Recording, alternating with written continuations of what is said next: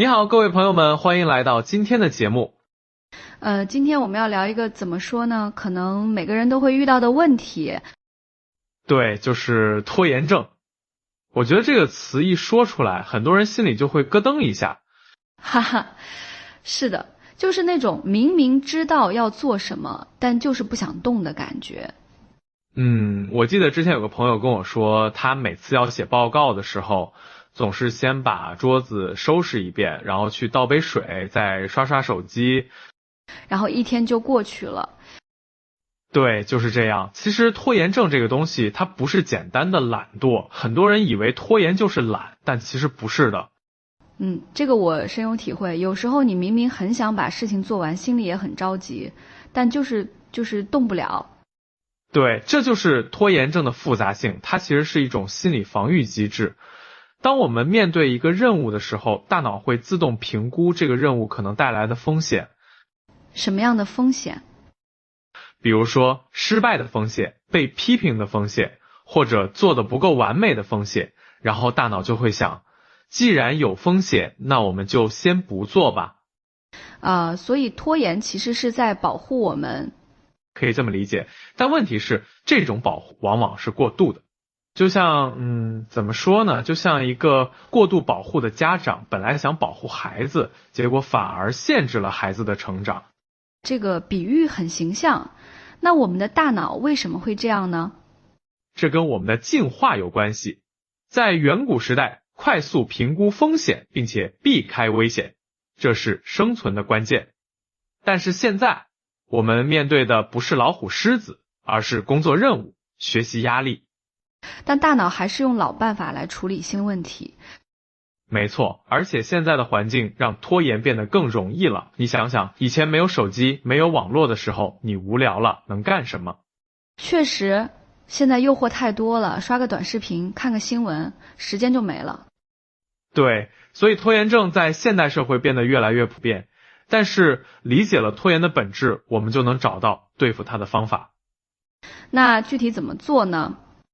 首先，我们要改变对拖延的认知。很多人一拖延就开始自责，觉得自己没用，这样反而会加重拖延。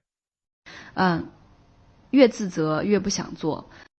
对，所以第一步是接受拖延的存在，不要给自己贴标签。你可以告诉自己，我现在在拖延，这很正常，但我可以选择改变。这样心理压力会小一些。没错，然后第二步，我们要学会分解任务。很多时候我们拖延是因为任务看起来太大、太复杂。就像一座大山一样，不知道从哪里开始爬。对，所以我们要把大山变成小土坡。比如说，你要写一份报告，不要想着我要写一份完美的报告，而是想我先写个开头。这样听起来就容易多了。而且一旦开始了，往往就会发现没有想象中那么难。这就是所谓的开始效应。开始效应就是说，开始一件事往往是最难的，但一旦开始了，继续下去就相对容易了。就像推一辆车，刚开始推的时候最费力，但车动起来之后就轻松多了。这个我有体验，有时候我不想洗碗，但一旦开始洗了，就会把厨房都收拾干净。对，这就是开始效应的威力，所以我们要学会降低开始的门槛。怎么降低？比如说你要健身，不要想着我要锻炼1个小时，而是想我先穿上运动服，穿上运动服之后，你自然就想去运动了。这个方法很实用，还有其他的技巧吗？有，比如番茄工作法，这个方法很简单，就是工作25分钟，然后休息5分钟。为什么是25分钟？因为25分钟不长不短，既能完成一些有意义的工作，又不会让人感到压力太大，而且知道只需要坚持25分钟，心理上会轻松很多。确实，如果知道只要坚持25分钟，我觉得我能做到。对，而且休息的时候一定要真正休息，不要去刷手机或者做其他需要动脑的事情，可以起来走走，喝点水，看看窗外，让大脑真正放松一下。没错，还有一个很重要的技巧就是环境管理。环境管理就是创造一个有利于专注的环境，比如说把手机放到另一个房间，清理桌面，准备好需要的工具。减少干扰。对，你知道吗？有研究发现，光是看到手机，哪怕没有使用，也会分散我们的注意力。真的吗？真的，所以最好的办法就是把手机放到看不见的地方，还有工作的地方最好只用来工作，不要在床上或者沙发上工作。这样大脑就会把这个地方和工作联系起来。没错，这叫做环境线索，就像你一进电影院就想看电影，一进图书馆就想学习一样。那如果已经开始拖延了怎么办？这时候可以用2分钟规则，如果一件事只需要2分钟就能完成，那就立刻去做，不要拖延。比如回个邮件、洗个杯子这种。对，很多时候我们拖延的都是这种小事儿，但小事积累起来就变成了大压力。确实，有时候一想到有一堆小事要做，就更不想动了。所以及时处理小事很重要。还有一个方法是最难的事情先做。为什么？因为早上的时候我们的意志力是最强的，随着时间的推移，意志力会逐渐消耗，所以把最难的、最重要的事情放在早上做。这样下午就可以做一些相对轻松的事情。对，而且完成了最难的事情之后，会有很强的成就感，这种成就感会激励你继续完成其他任务。听起来很有道理，但是有时候我知道这些方法，就是做不到。这很正常，改变习惯需要时间，不要期望一夜之间就能改变。重要的是要有耐心，允许自己犯错。不要因为一次失败就放弃。对，而且我们要学会奖励自己，完成一个任务之后，给自己一点小奖励，比如吃个好吃的，看个电影，或者买个小礼物。这样大脑就会把完成任务和快乐联系起来。没错，这叫做正向强化。相反，如果我们总是在完成任务后立刻给自己安排下一个任务，大脑就会觉得工作是痛苦的。所以适当的奖励很重要。对，还有一个很有效的方法是找个伙伴。伙伴就是找一个人监督你，或者和你一起完成任务。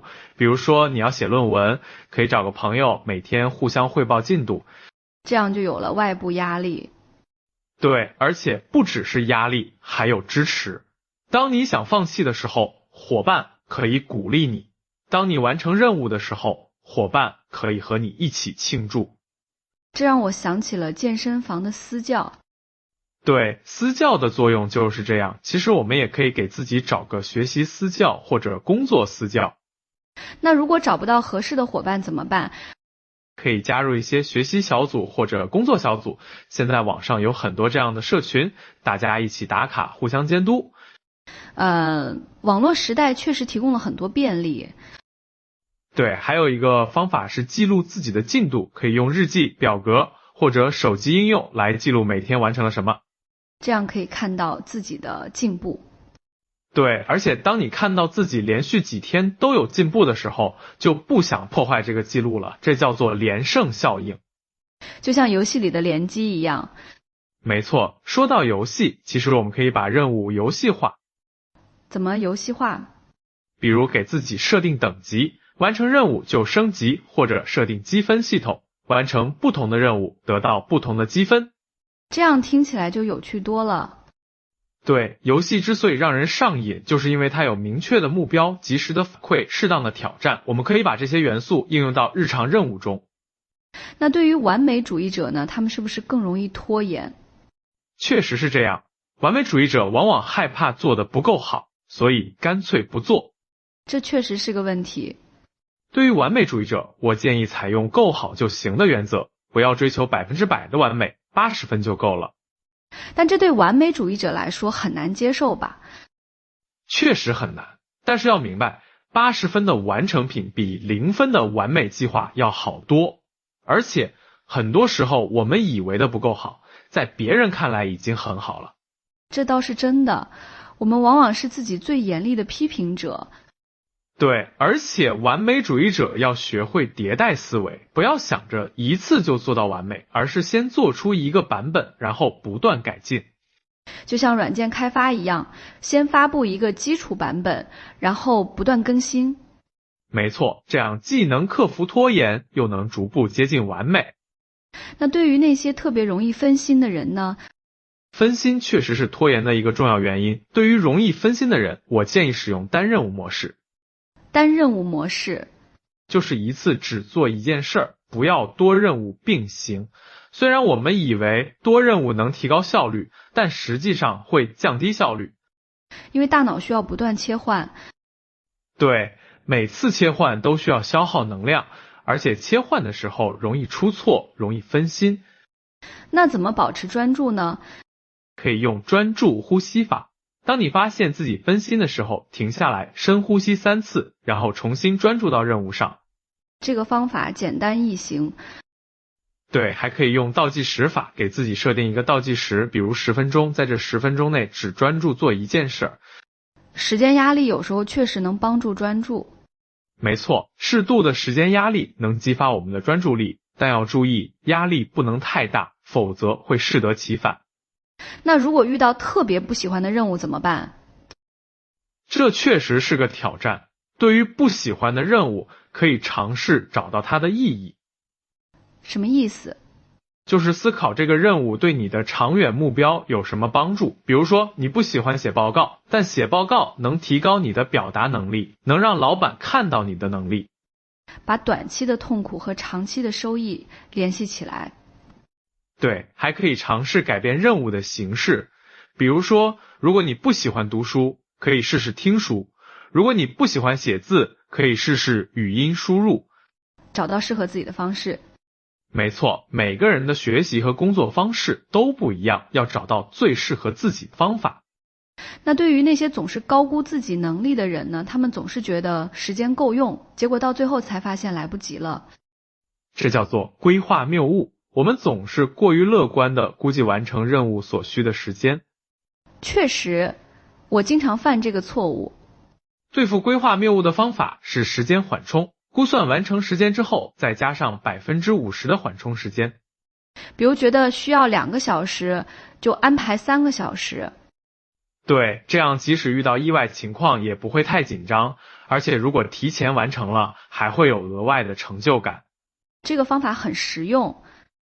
还有一个技巧是逆向规划，从截止日期往前推，安排每个阶段的任务，这样能更清楚地看到时间安排。对，而且要留出检查和修改的时间。很多人只考虑制作时间，不考虑检查时间，结果匆匆忙忙提交，质量不高。说到质量，有时候我会因为担心质量不高而拖延。这又回到了完美主义的问题。要记住，质量是可以通过修改来提高的，但如果不开始，就永远没有质量可言。先有再好，再好再精。没错，而且很多时候我们对质量的担心是多余的，第一稿往往比我们想象的要好。那对于那些容易被情绪影响的人呢？比如心情不好就不想工作。情绪确实会影响我们的行动力，但是要明白，情绪和行动是可以分离的。怎么分离？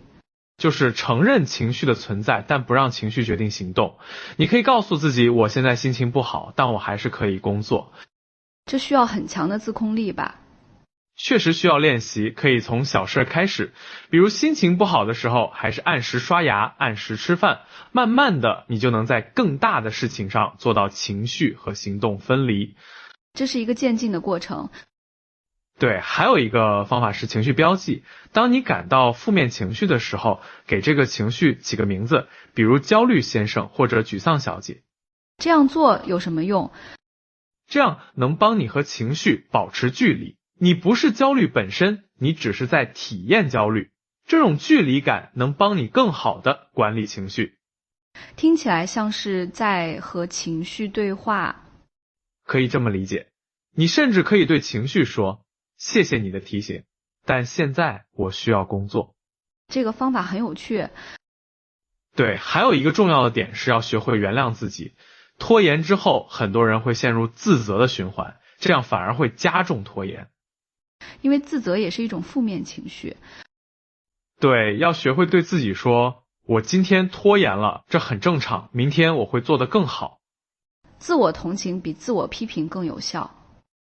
没错，研究发现，自我同情的人更容易从失败中恢复，更容易坚持目标。那对于那些总是被紧急事务打断的人呢？这确实是现代工作中的一个大问题，可以尝试时间块的方法。时间块就是把一天分成几个时间块，每个时间块专门用来处理特定类型的事物，比如早上9点到11点专门处理重要任务，下午2点到3点专门回复邮件，这样能减少被打断的次数。对，而且要学会说不，不是所有的紧急事务都真的紧急，要学会区分真正的紧急和伪紧急。怎么区分？可以问自己几个问题：这件事儿如果晚1个小时处理会怎样？如果晚1天处理会怎样？如果不是我处理会怎样？这样能帮助判断优先级。对，很多时候我们以为很紧急的事情，其实并没有那么紧急。那对于学生来说，有什么特别的建议吗？学生的拖延往往和学习方法有关。很多学生不知道怎么高效学习，所以觉得学习很痛苦，自然就会拖延。确实，如果学习方法不对，效果不好，就更不想学了。对，所以要先学会学习，比如要学会做笔记，学会总结，学会复习。这些都是基本技能。对，但很多人没有系统的学过。还有要学会利用碎片时间，比如等车的时候可以背单词，排队的时候可以听课程。这样能提高时间利用率。